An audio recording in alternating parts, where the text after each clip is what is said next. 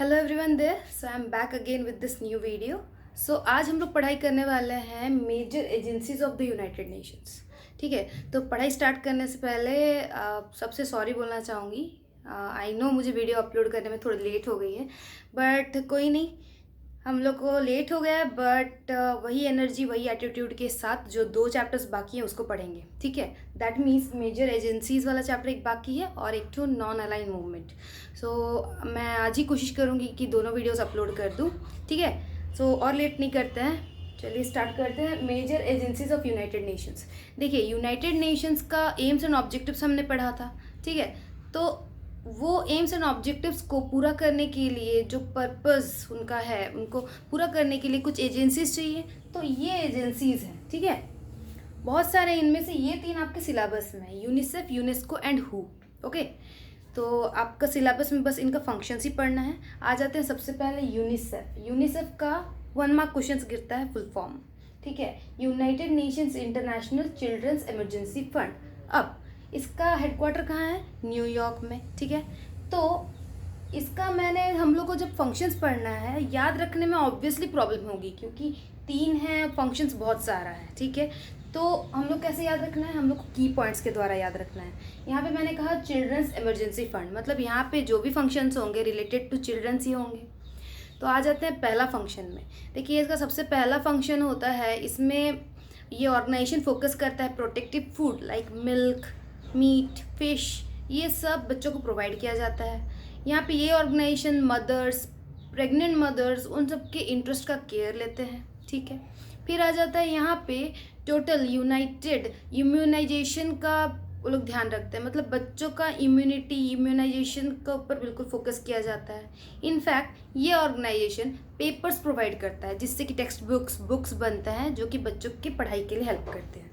तो देखिए, फंक्शंस बहुत सारे हैं, मैं यहाँ पे 3 फंक्शंस, 2 फंक्शन करके ख़त्म करूँगी और बाकी आप लोग को तरीका बता रही हूँ। की पॉइंट याद रखिए, उससे रिलेटेड फंक्शंस को रिलेट करके समझ के याद रखने की कोशिश करिए, आराम से लिख पाएंगे क्योंकि ये कॉमन सेंस है। ऑब्वियसली चिल्ड्रंस इमरजेंसी फंड बोल रहा है, चिल्ड्रंस इमरजेंसी में जब बोलती हूँ क्या क्या इमरजेंसी होंगे, हेल्थ रिलेटेड और उनका पढ़ाई रिलेटेड, इस तरह का होंगे, तो वही रिलेट करके आप लिख सकते हो अगर एग्ज़ाम में भूल जाते हो तो भी।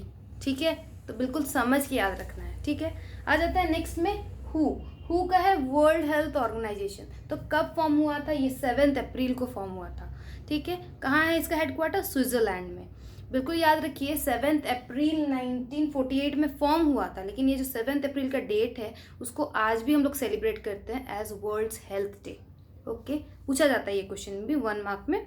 ठीक है, आ जाते हैं इसका वर्ल्ड हेल्थ ऑर्गेनाइजेशन का फंक्शंस के ऊपर। देखिए, वर्ल्ड हेल्थ बात कर रही हूँ, मतलब ऑब्वियसली वर्ल्ड के हेल्थ के रिलेटेड फंक्शंस होंगी। अब हेल्दी किसको बोलते हैं? एक पर्सन का हेल्दी हम लोग तभी बोलेंगे जब वो डिजीज़ फ्री होगा, उसका पूरा बॉडीज़ में बिल्कुल बीपी से लेके शुगर लेवल सब कुछ नॉर्मल होगा, नॉर्मल फंक्शनिंग होगा, उसको हेल्दी बोलेंगे।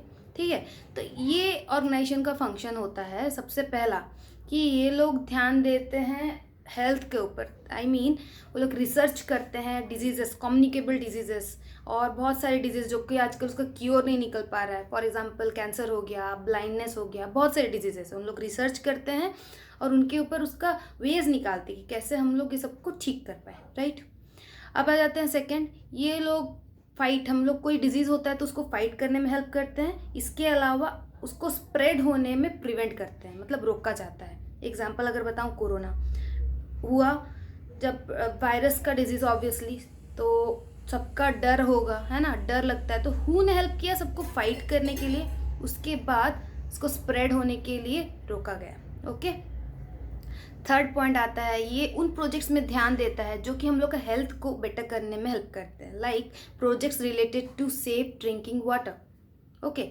अगर अच्छा पानी पियेंगे तब ना कोई डिजीज़ नहीं होगा। ख़राब पानी पीते हैं जिसकी वजह से हम लोग जो भी कंजर्व करते हैं, हम लोग का टाइफॉइड, डायरिया, इस तरह का बीमारी होता है, तो वो सबको रोकते हैं। ओके, थर्ड आ जाती हूँ direct, UNESCO, United Nations Educational Scientific Cultural Organisation. Okay, अब ये जब मैं कह रही हूँ, यहाँ पे एजुकेशन वर्ड आपको मिला, साइंटिफिक वर्ड मिला, कल्चरल मिला, तो फंक्शंस कहीं ना कहीं दिमाग में घूम रहे होंगे। राइट, बिल्कुल एग्जाम्पल के देख के समझाने का कोशिश करूँगी, बट उससे पहले इसका हेडक्वार्टर कहाँ है? पेरिस में है। फिर से बोल रही हूँ, फुल फॉर्म बिल्कुल याद रखिए, 1 मार्क क्वेश्चंस में आता ही आता है। ओके। फंक्शंस आ जाते हैं एजुकेशनल फंक्शन में। यूनेस्को का एजुकेशनल बेसिस में फंक्शन क्या होता होगा? देखिए, बहुत सारे ऐसे बच्चे हैं पोवर्टी उनका प्रॉब्लम होता है जिसकी वजह से पढ़ाई नहीं कर पाते हैं। तो ये ऑर्गेनाइजेशंस कहीं ना कहीं कुछ एक वे में हेल्प करता है जिसके द्वारा पुअर बच्चे पढ़ पाते हैं। ठीक है। दूसरा क्या है, डिजेबल्ड बच्चे जो होते हैं उनको स्कॉलरशिप, उनके लिए थोड़ा स्पेशल अलाउंस ऐसा दे के उनको पढ़ाई में हेल्प किया जाता है। कुछ कुछ बच्चे होते हैं जिनको गाइडेंस नहीं मिलता है कि हमें किस वे में किस स्ट्रीम को लेके पढ़ाई करना चाहिए, उनके लिए काउंसलिंग का अरेंजमेंट करते हैं। Counselling facilities are available. इसके अलावा बुक फेयर्स भी अरेंज करते हैं जिससे कि विथ लो कॉस्ट बच्चे जो लोग बुक्स का कॉस्ट भी अवेल नहीं कर सकते, through this book fairs they can avail good books in low cost. ठीक है, इस तरह का चीज़ें उन लोग एजुकेशनल वे में हेल्प करते हैं। अब आते हैं साइंटिफिक में। यूनेस्को ध्यान देता है कि जब साइंटिफिक फील्ड का बात हो वहाँ पे ऐसे बहुत टेक्नीशियन हैं, साइंटिस्ट हैं, इंजीनियर्स हैं जो लोग अपने फील्ड में बहुत सक्सेस हासिल कर चुके हैं। तो एक सेमिनार कॉन्फ्रेंस अरेंज किया जाता है, उन लोग को इनवाइट किया जाता है जो लोग अपना लाइफ में कुछ एक किए हैं बड़ा, वो लोग अपना स्पीच देते हैं, एक्सपीरियंस शेयर करते हैं, जो सुन के जो न्यू फ्रेशर्स होते हैं उनको मोटिवेशन मिलता है कि वो लोग भी अपने लाइफ में कुछ न्यू इन्वेंशंस करें। ओके, तो ऐसे जो कॉन्फ्रेंस एंड सेमिनार्स करके मोटिवेटेड किया जाता है न्यू फ्रेशर्स, न्यू ट्रेनीज़ को, जो लोग अपने लाइफ में न्यू इन्वेंशंस कर सकें। राइट। सेकेंड आ जाते हैं क्या, रिसर्च में। Every field of science, either geology, physics, chemistry, सब में फोकस किया जाता है इन्वेंशन का ऊपर। ठीक है। अब आ जाते हैं थर्ड पार्ट, कल्चरल। कल्चरल अगर बोलूँ मैं, कल्चरल वर्ड से हम लोग को इंडिया का मॉन्यूमेंट्स के बारे में खबर मिलता है, ताजमहल हो गया, ये हो गया, उसके बारे में खबर मिलता है। राइट। तो उसका रेस्पेक्ट और उसका केयर का जिम्मा भी हम लोग का यूनेस्को लेता है। आई मीन जैसे ताजमहल को आज बहुत साल हो चुका है बट स्टिल वो आज टूरिस्ट अट्रैक्शन का एक रीज़न बना हुआ है। क्यों? बिकॉज ये ऑर्गेनाइजेशन है जो लोग फंडिंग करते हैं, उनका मेंटेनेंस का ध्यान रखा जाता है। एंड इसके अलावा देखिए, बहुत पुराने ज़माने से ट्रेडिशनल आर्टिशियंस जो लोग पहले का ट्रेडिशन का आर्ट को अभी तक जिंदा रखे हैं, उनको यूनेस्को मोटिवेट करता है, उनको अपॉर्चुनिटी देता है ताकि वो लोग अपने आर्ट को और सुधार सकें। ठीक है। इसके अलावा यहाँ पे और दो फंक्शंस है। कम्युनिकेशन में यूनेस्को ट्राई करता है नेशंस के बीच में कम्युनिकेशन लेवल बहुत अच्छा हो। कम्युनिकेशन का जो सोर्सेज है like mass media, newspapers, television, ये सबको बेटर वे में एनहांस करने की कोशिश करता है जो कि कम्युनिकेशन का ब्रिज को कम करे। ठीक है।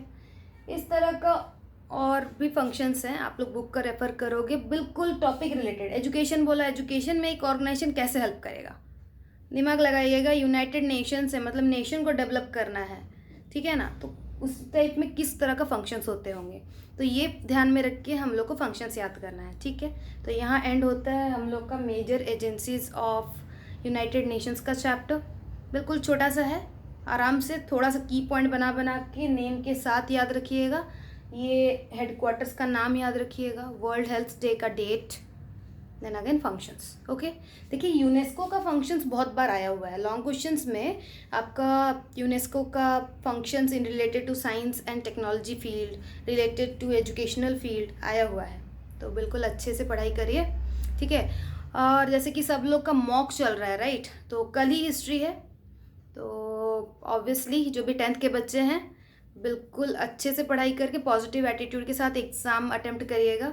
बिकॉज मोस्ट इम्पॉर्टेंटली आपका क्वेश्चन कैसे पढ़ रहे हो वो ध्यान देना है। दूसरी बात, आप आंसर कैसे लिख रहे हो। अगर 3 मार्क 4 मार्क का बिल्कुल पॉइंट वाइज लिखना है, अच्छे से मार्क्स मिलेंगे। स्पेलिंग मिस्टेक करोगे तो मार्क्स कोई नहीं देगा। ऑब्जर्व करके अच्छे से पढ़ के प्रिपेयर करो, अभी भी टाइम है। ठीक है। All the best for your exams and thank you for watching this video. अगर अच्छी लगी, और जो लास्ट पार्ट है नॉन अलाइन मूवमेंट, बिल्कुल आज ही अपलोड कर दूंगी, बट इफ़ अच्छी लगे लाइक शेयर और सब्सक्राइब ज़रूर करिएगा। Thank you.